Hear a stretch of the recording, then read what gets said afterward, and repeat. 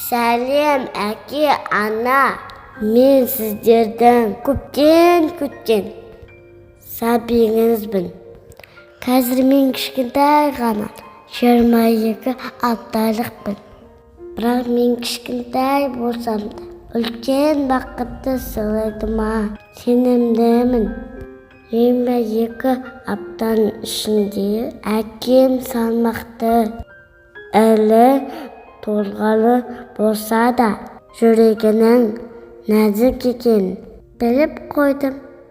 Ал анаммен күнде сөйлесем де, ол немесе қыз екенді әлі айтпадым.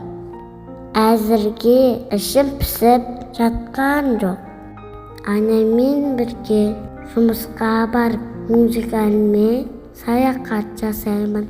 Күнде қолы тимей, шаруасы көп болса да, әке мені сипаған кезде өте бақытты көрген енемін.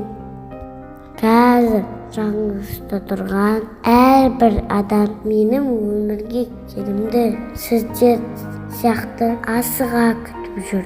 Мен де сіздермен тезірек жүздескім келеді. Сәлеммен Марат пен Айгүлдің болашақ